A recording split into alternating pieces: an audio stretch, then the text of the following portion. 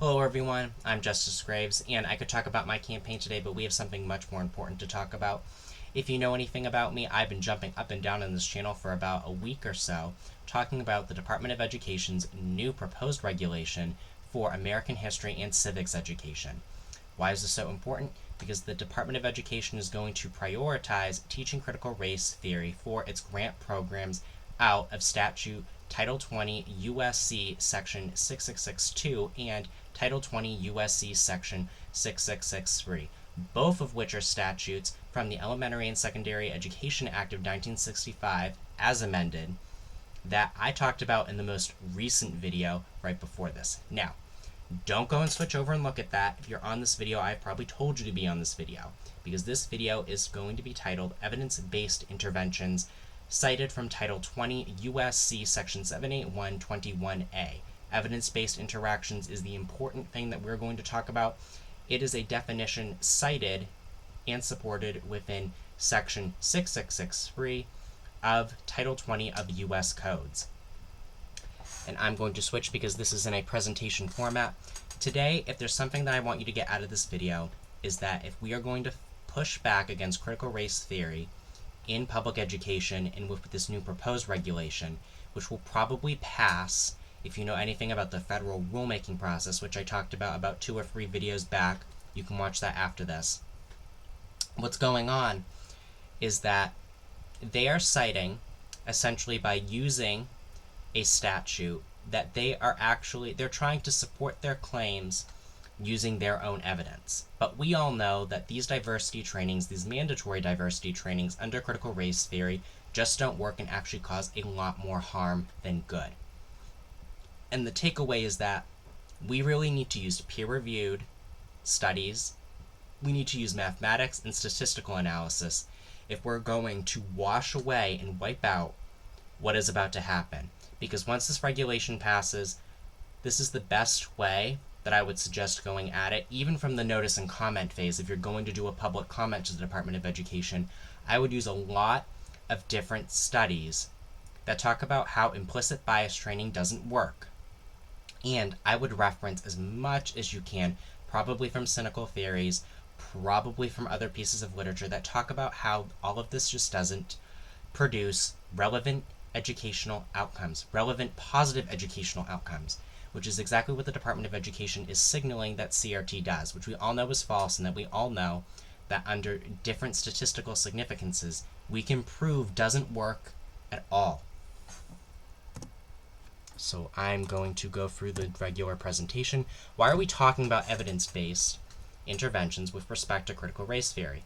In an evidence-based discussion, CRT fails to meet a high standard for statistical significance, and it can be rejected based on principled arguments on existing information and studies. Those arguments based on information and existing studies.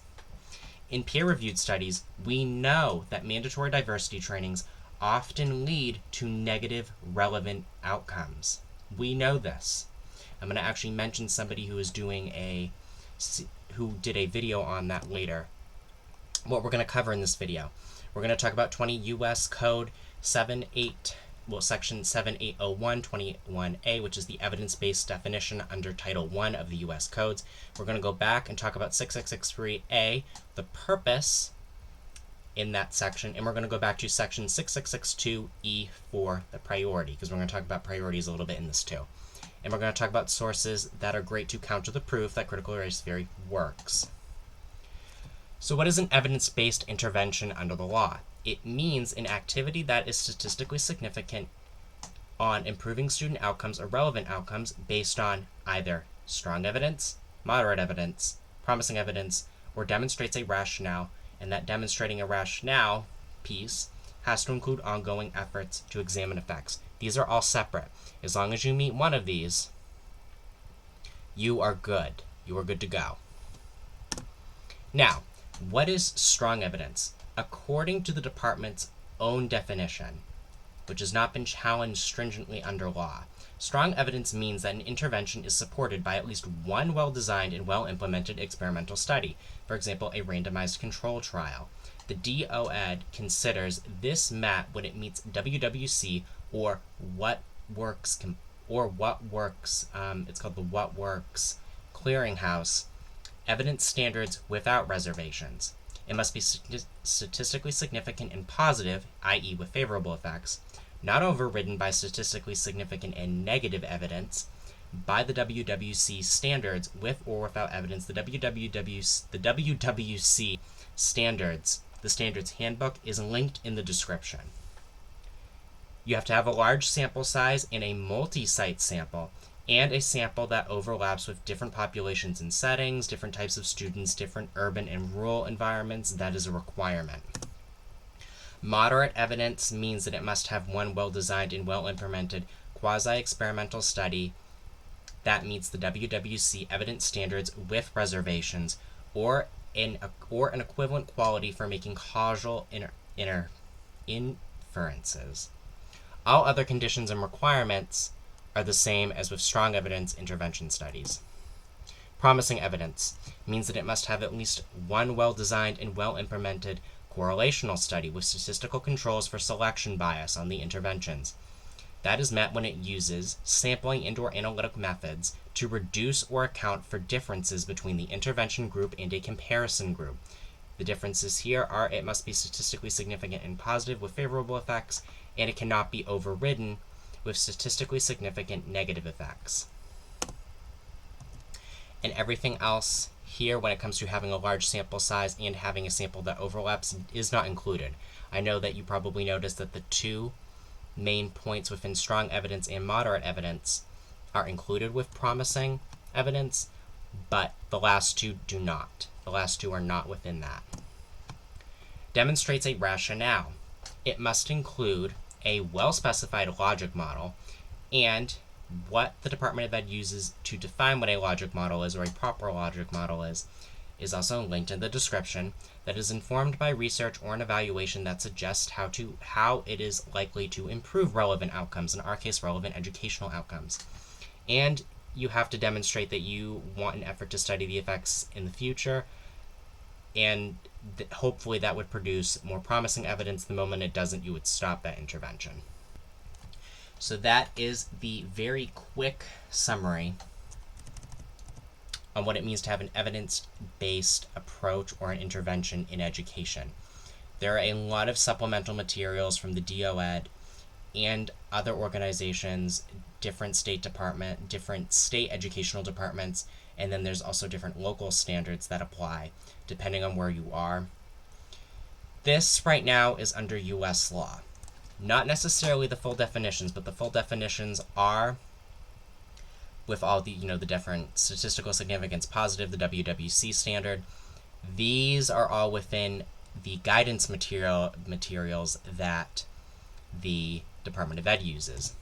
But evidence-based interventions with very, very broad definitions are what are used in the U.S. Code of Law. And I would suggest using that to our advantage by, when you post public comments to the Department of Ed, making sure that you are using peer-reviewed studies that talk about how diversity education, mandatory diversity education, and implicit bias training doesn't work. We can talk all day about how critical race theory is evil, but we need practical, principled arguments that are proof that it doesn't work. I don't know if these people have any evidence or have done any studies on children that somehow they have skewed to prove that CRT works, because we all know it doesn't. But what we need to do is go up against it. We need to slow down the process so that they do not, through the federal rulemaking process, make it easy for themselves. We shouldn't be making it easy for themselves by not challenging them in this way. We need to use the law against them. And I think this is the way to do it, by using 20 U.S. Code 7801, 21A, and specifically using that under 20 U.S. Code Section 6663, where it's mentioned. Now I want to go back, because I'm trying to go through a lot in this video. Again, with the evidence, I'm bringing this slide back. The evidence-based strategies, remember, this is extremely predatory. They are claiming that they have evidence-based strategies that work for critical race theory, and they're going to target low-income students and underserved populations. They're not hiding this. This is the statute, the authorizing statute that they are citing. It's one of the two that they're citing. If there was ever any motivation of what they were trying to do, if there was any clarity to that, I believe this would be that moment of clarity of this is exactly what we know that they're doing, this is the confirmation of it, what can we use against it, the evidence-based definition within the U.S. codes. That's what I would do, and even though it's not legal, recommendations or guidance, using the department's own guidance against it in that regard. So we're not going to talk about that. What I'm going to do is bring up... I'm actually going to look up something real quick. So, somebody on YouTube, thank goodness,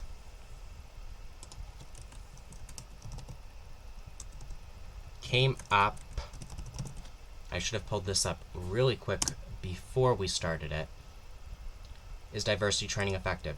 So, ScioSophia did a great video where she links to evidence that diversity training, mandatory diversity training, and implicit bias training doesn't work. Both the link to this video and the link in both the link to this video is in the description, and the article that she references that is also in here. Also, Karlyn, Dr. Karlyn Borysenko's channel is also listed in there, where she also has different information on that. Counterweight is also in the description as well. You can find that as well, because they also have different resources that show that implicit bias training like this doesn't work, and that critical race theory and that critical social justice doesn't work. So that is extremely important. I want to give a shout out to Adrian for doing this great video on that. It was perfect timing because she posted it yesterday, so that was great. We're going to go back to not necessarily the purpose, because we've seen that, but in 662, something I didn't mention. Priorities, like what the Department of Education is doing, will appear below some of their standards within a regulation. So we can expect that whatever their final proposed priorities are, which we won't know until the end, so it's very pervasive, we won't know until the end exactly what the situation is.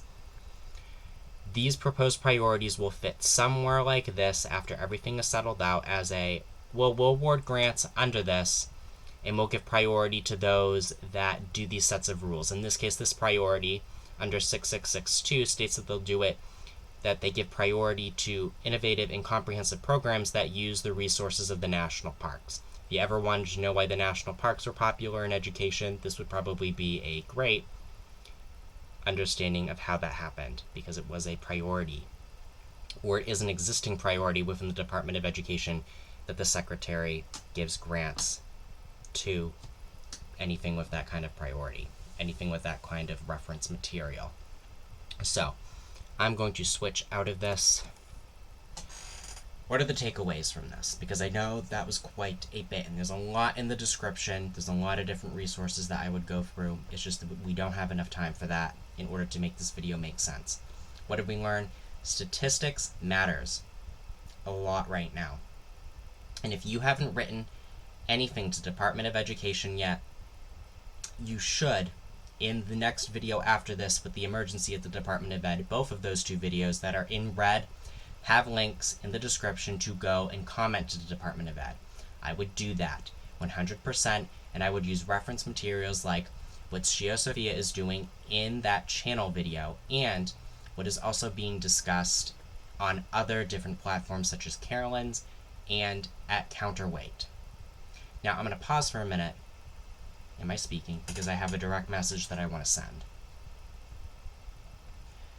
Dr. James Lindsay and Mr. Christopher Rufo, if you are listening, I know this is probably the timestamp that Karlyn sent you that you should be watching. Now, here's the deal. This is the time to use mathematics, statistics, and the full weight of the law against what the Department of Ed is doing. If you don't know what's happening, and I've been jumping up and down a little bit, and I'm going to be on Karlyn's channel next week about this, the Department of Ed is about to regulate, and is about to propose a new regulation to put critical race theory into civics and history education. How can we fight back against this? I would watch this video, but I'm going to tell you quickly and easily, reference peer-sourced material, peer-reviewed material.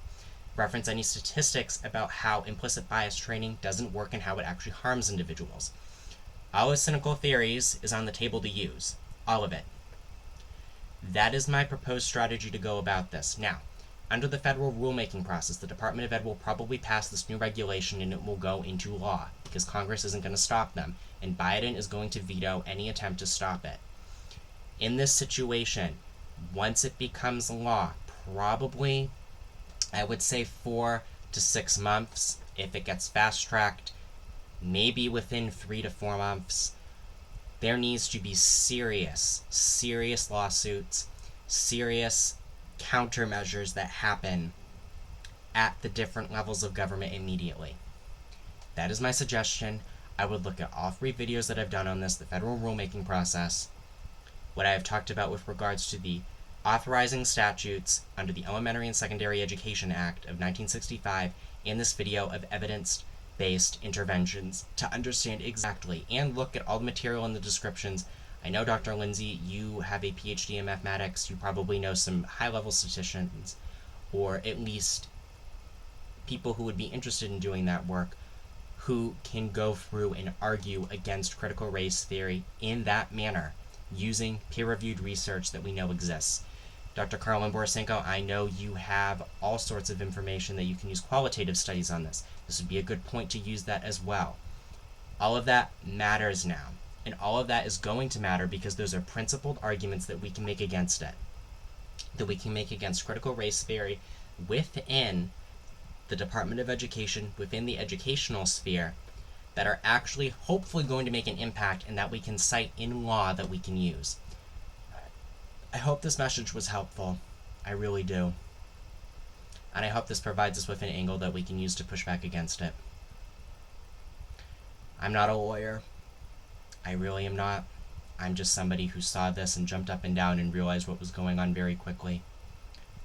Alright, for everybody else, that's all I got. I hope you like, share, and subscribe, and I hope that this was very informative. I hope this taught you the importance of learning statistics in high school and of learning statistics in college, and the importance of peer-reviewed research. Not the broad subject of science, but peer-reviewed research. And about principled arguments. That's all I have. Thank you.